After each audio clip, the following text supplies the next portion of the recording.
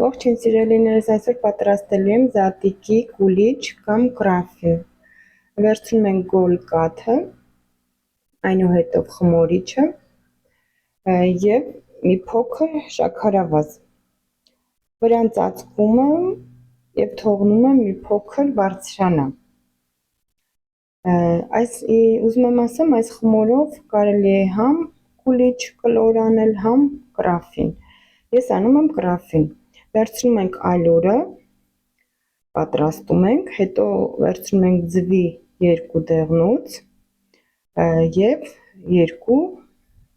ամբողջական ձուն։ Հարում ենք, ավելացնում եմ շաքարավազը, մի փոքր աղ, գդալի ծայրով մի փոքր, այնուհետև լավ հարում եմ, կարելի է միքսերով հարել, այնուհետև ավելացնում եմ մեր կաթը դրոժով և ալյուրը չափ չեմ գրում, որովհետև ամեն մեկիս մոտ տարբեր է որակը ալյուրի,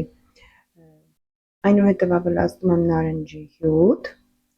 և 1 նարնջի կեղևի փշրունքը ճորկած և ավելացնում եմ վանիլին, այնուհետև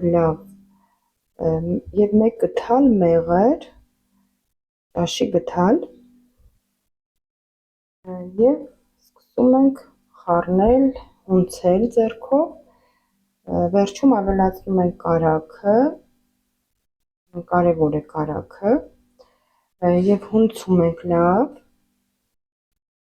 մի քանի անգամ էլ ծեծում ենք սեղանին ու թողնում ենք, որ խմորը բարձրանա 2 անգամ, անպայման 2 անգամ։ Խմորը արդեն պատրաստ է, բացում եմ և քսում եմ հալած փափուկ կարագ, այնուհետև ավելացնում եմ խորիզը և չամիչը, դուք կարող եք վերցնել չիր և մանր կտրատել, այդպես էլ կլինի,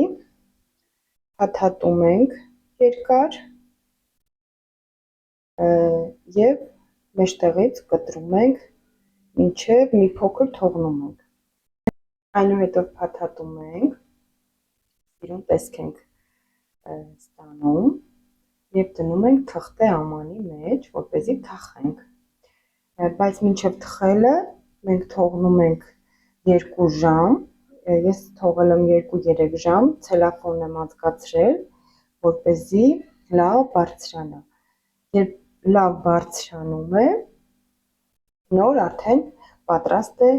թխելուն, այստեղ արդեն երևում է, որ լավ բարձրացել է, դնում եմ ջեռոցում,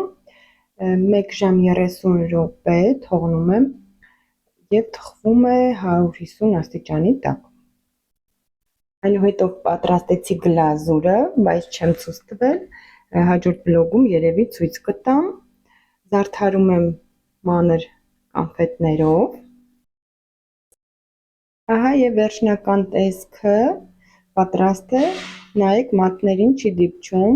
շատ հարմար է գլազուրը, կարող եք ցելոֆանի մեջ դնել, ոչինչ չի լինի, իսկ այստեղ արդեն կտրել եմ, շատ համով է, վազդուշնի, փափուկ, քաղցրությունը նորմալ, կարող եք պատրաստել և կտեսնեք ինչպես է ստացվում, սրանք արդեն անցած տարվա իմ զատիկի կուլիչներն են և այսպես, ցտեսություն սիրելիներս։